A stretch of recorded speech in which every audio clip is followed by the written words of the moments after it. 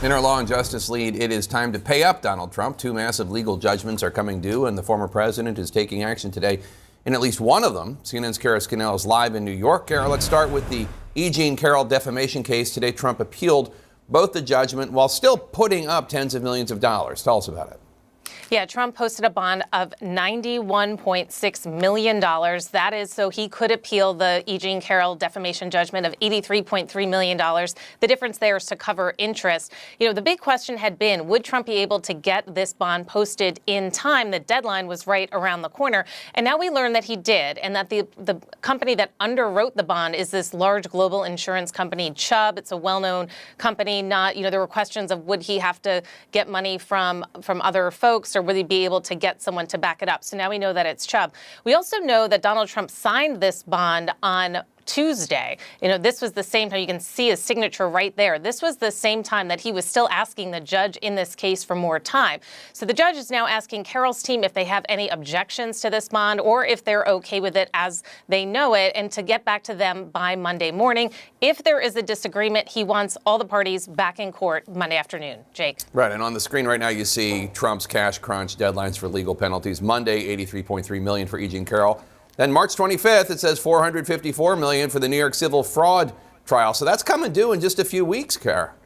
Yeah, he really only has about 2 weeks to get that money together. And that is the bigger, it's such a big amount of money. It is a bigger question of will he be able to get someone to write a bond for it? Because to get a bond, he needs to be able to give them assets to secure it, whether it's cash, securities, investment bonds, or some property. And so the big question there is, how is that sorted out? Now, Trump had proposed putting up $100 million and then appeal the case. An appellate court judge struck that down, but an appellate court panel is hearing this.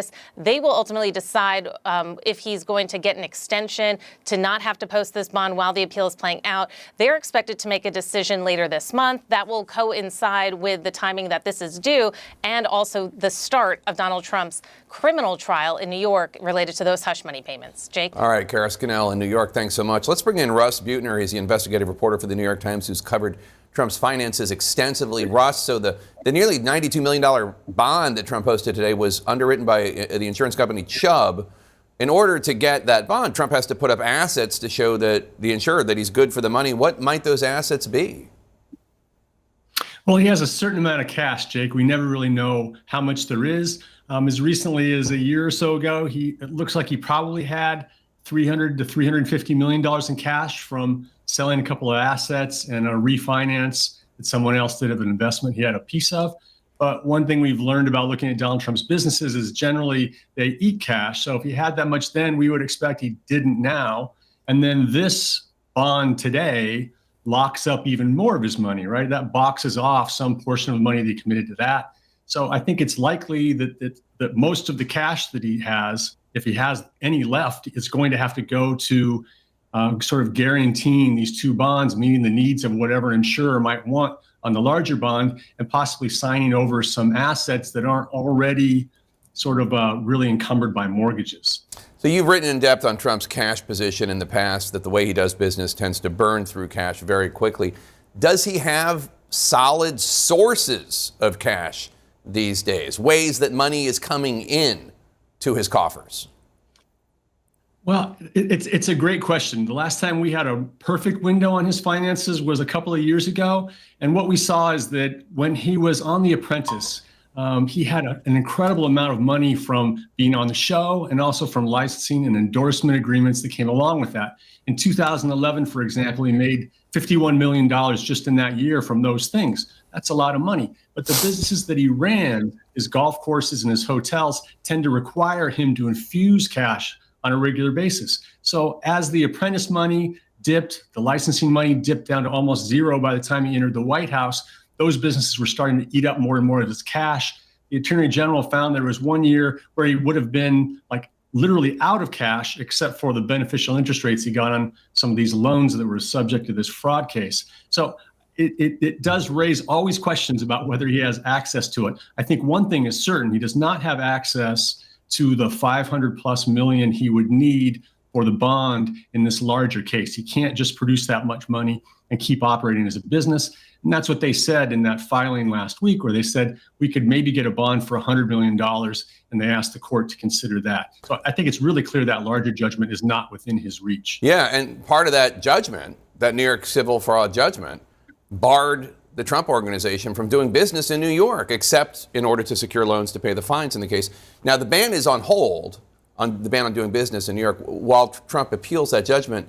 But if that appeal fails, what happens to the Trump Organization? Well, I think first he's got to get to the bond so he can have the appeal play its way out and buy some more time. That could be an existential threat to him. But if he... If it makes you feel any better, I have already put evac on alert. He's ready to go if it comes to that. General, I assure you. Hey, General, let me into the war room to see you, so I had to hack my way onto this frequency. This better be critical, Willie. Sir, come on, when is it not, please? Okay, couple of things. I'm running low on the dough. I was thinking about taking a couple of months sick leave, maybe starting today. And, oh yeah, I intercepted a transmission from Megatron. Then send it through. Yes, sir, right away, sir. And so I was so dang weird, caught on the other stuff. This is your last warning, insects. Relinquish what remains of the Allspark. So who's the insect? You? What? The Who's the Autobots cannot insect? protect you. They were defeated on our world, and we will defeat them here. The Megatron. This was just a diversion. Security, make bring up. Rabbit, she's already inside. Deeds! Give me an update on that reserve. What's readiness? What was his name? What was it? Evac, sir.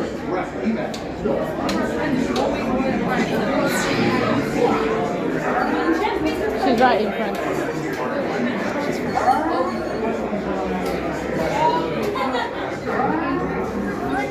We're facing a heavy sustained attack. They appear to be after the Allspark. General, what's up? General! I need this immediately, General. Evacuate everything. Hold on. National security advisory.